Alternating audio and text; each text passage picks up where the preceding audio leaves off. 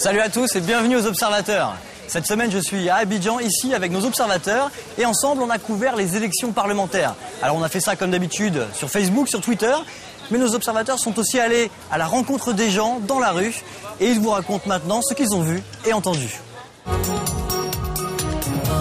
En allant à la rencontre des gens, nous avons également récupéré des témoignages et des vidéos qui attestent des violences commises pendant la crise post-électorale. Regardez notamment cette vidéo de l'un de nos observateurs, une enquête au Bluetooth. Nous étions partis dans le quartier de Yopougon, à la recherche des bureaux de vote pour observer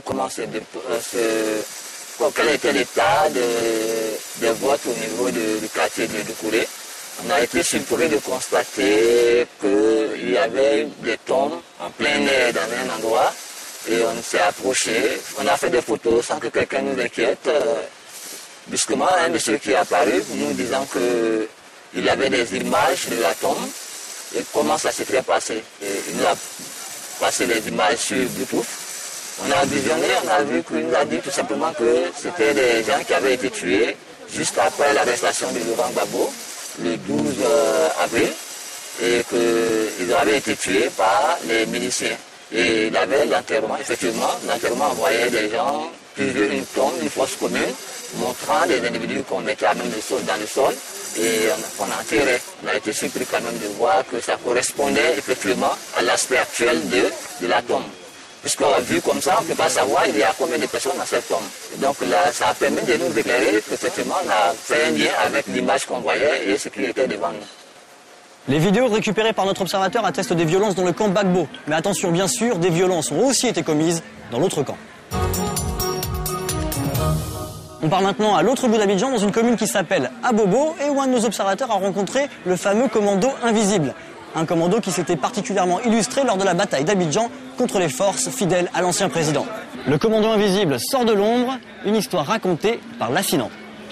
On a décidé de voir ce qu'était devenu donc le commando invisible et nous sommes allés à Bobo. Et précisément au PK18 où il y avait donc la base du commando invisible.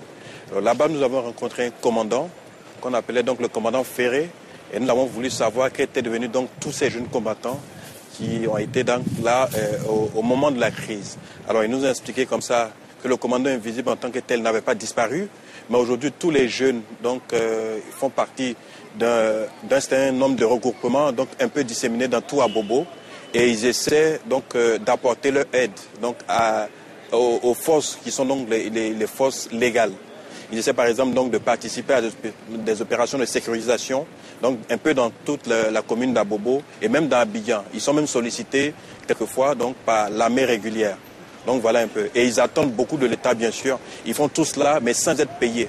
Donc aujourd'hui ils attendent beaucoup de l'État. Soit d'autres qui veulent rentrer dans l'armée régulière et ils attendent, ils sont d'ailleurs fait recenser. Ou alors tu as ceux qui veulent donc quitter les armes et aller reprendre leur boulot d'origine. Nous avons rencontré à Bobo également donc un autre commandant qui lui organise donc une structure qu'ils ont mis en place qu'on appelle la Compagnie des combattants pour la liberté, CCL. Au sein de cette structure, c'est un certain nombre de commandants un peu disséminés dans tout Abobo qui essaient de se regrouper pour pouvoir réorganiser ou alors essayer d'organiser tous les jeunes combattants.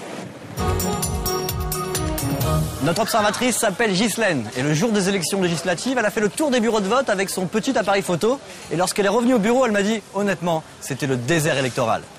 Dimanche, je suis allée voter et j'en ai profité pour faire un sujet sur le taux de fréquentation des bureaux de vote. Déjà, quand je suis arrivée sur mon lieu de vote, j'ai constaté que c'était encore assez vide, alors qu'il devait être 10h30 par là.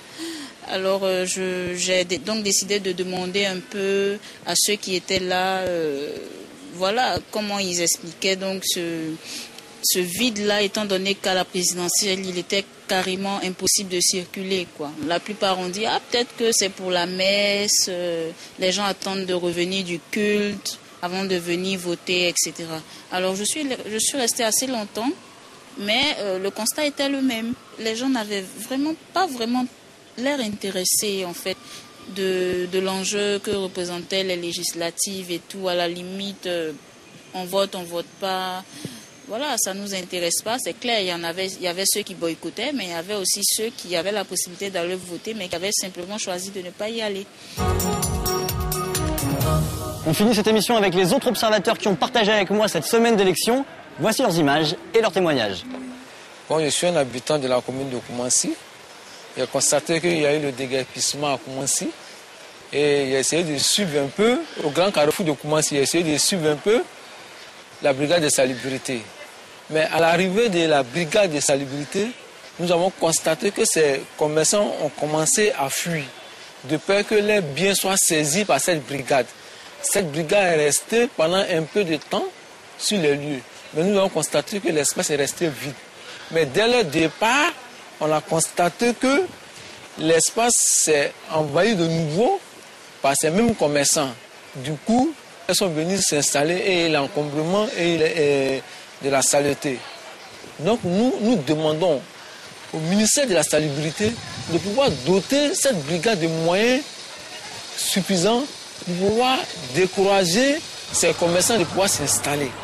Sinon, à cette allure, nous pensons que ces travaux de déguerpissement qui ont été effectués seront vains.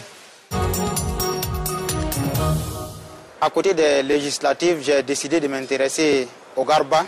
Le garba qui est la nourriture la plus populaire d'Abidjan et qui devient de moins en moins accessible aux Ivoiriens. Avant la crise, il était possible d'avoir un plat de garba à 200 francs, mais aujourd'hui c'est pratiquement impossible en dessous de 350 francs. Je me suis rendu dans un garbadrome du plateau afin d'en savoir davantage. Le vendeur de garba m'a répondu que ça ne dépendait pas de lui parce que le prix de l'huile a augmenté, le prix de tous les autres éléments a augmenté. Donc pour s'en sortir, il est obligé de revendre cher. Donc je crois que ça, ce sont les conséquences de l'inflation que le monde entier a connue. Mais il serait quand même intéressant que les autorités essaient de lancer un coup d'œil pour que le coût du garba puisse diminuer afin que les Ivoiriens mangent à leur faim. Voilà, et pour finir cette émission, je voulais remercier chaleureusement tous nos observateurs qui nous ont aidés à suivre cette semaine électorale. Et je voulais remercier aussi notre partenaire sur cette opération, Canal France International. Et je vous attends maintenant sur notre site internet, sur Twitter, sur Facebook, et bien sûr la semaine prochaine dans cette émission, mais à Paris.